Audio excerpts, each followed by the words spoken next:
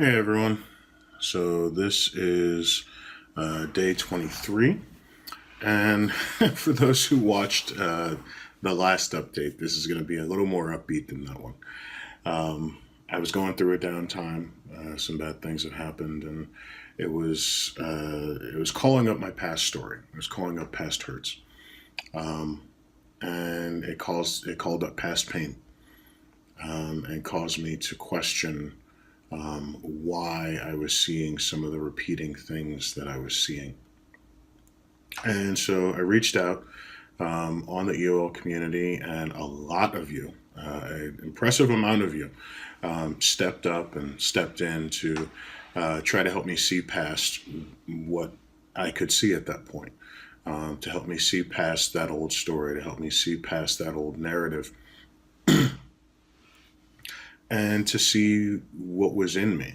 And I want to say a special thanks to Crystal Starr for reaching out individually and helping me to both clear my energy as well as to reframe my experience from a perspective of gratitude, along with some other joy exercises that she gave me to work on. They worked wonderfully. Um, so I'm feeling better. I'm in a better place. There were some insights that I got over the last day or so um, that I wanted to share because um, it was revealing in how impermanent my old story was. I'm not going to go into full details, but I'll say it like this: there was a belief that I had based on an experience that led me to think of or see a group of other people as conspiratorial, um, uh, bad, uh, having animosity toward me or indifference toward me in some way, when our relationship would have or possibly should have or could have been different or better. And that caused a lot of hurt, a lot of hurt for a long time, nearly 15 years now. Um, and it caused me to avoid a significant number, a significant group of people um, in my environment. And I, I called that into question. I called that into question. So I reached out to one of these folks and asked them, just really asked them, because I hadn't before. Everything had been so raw and so immediate at the time that that all of the original story happened, that I took it for what I'd received and took that as truth and went forward on that as truth, given that no one else had come up with a counter story. No one else had anything else to say on the matter. And so I reached out to one of the individuals to try and get some context, to try and understand what really happened, to try and understand what their understanding of what transpired was. And it was a very different story. It was a very different story than what I had expected. It was a very different understanding of what I expected. And some of the things that I perceived as slights weren't intentional at all. They weren't even known.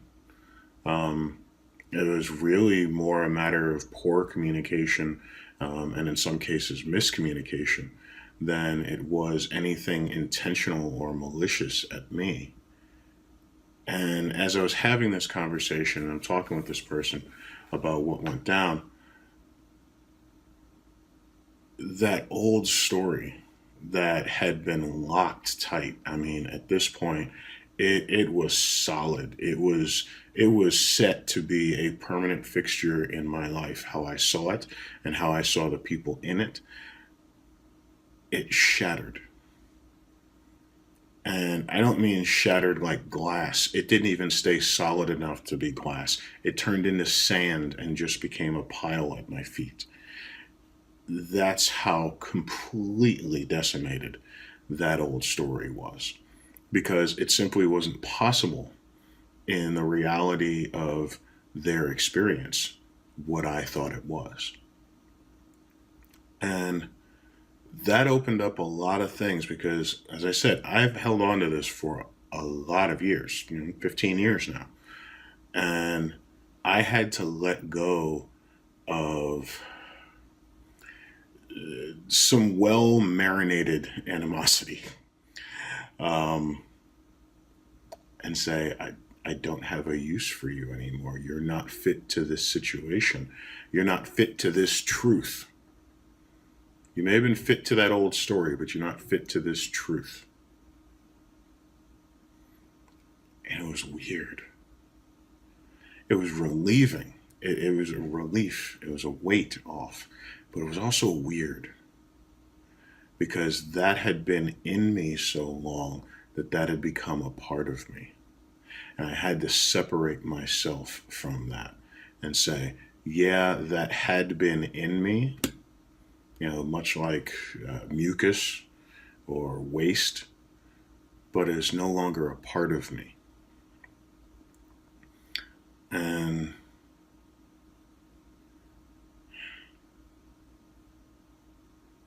you'll have to pardon me. I'm going to get a little gross here for a second, but just bear with me. Um, so I guess this was probably about 4 or 5 years back. I had an experience where I was taking my dog out to go relieve himself at the local dog park. And I had this conversation. It's like I had a messenger speaking to me while I was at the dog park with my dog and he's going to the bathroom. And he said, "Why are you here?" And I took that to mean some big existential, like, why am I on Earth? Why am I in my skin? Why am I in North Carolina? What are you talking about? I said, no, why are you here in this physical space right now? I said, oh, the dog park. Well, I'm here to let my dog relieve himself. He said, relieve himself? What an interesting turn of phrase. Okay, what do you mean by relieve himself? Yes, well, he's got waste. He's got waste products in his body that he needs to get rid of. He said, waste? Okay. So what happens if he doesn't get rid of that waste? I was, well, I imagine he'd probably get very, very sick. And if he continued not to, he'd probably die. That's okay. So what do you call this process of eliminating waste? I said, well, we call it pooping. It was poop? I said, yeah, poop. I said, okay. And it was in that moment. It wasn't anything that I heard. It was more something where a series of thoughts came to mind. But all of a sudden, PooP became an acronym. And it stood for put out of perspective. Sorry, put out of perception.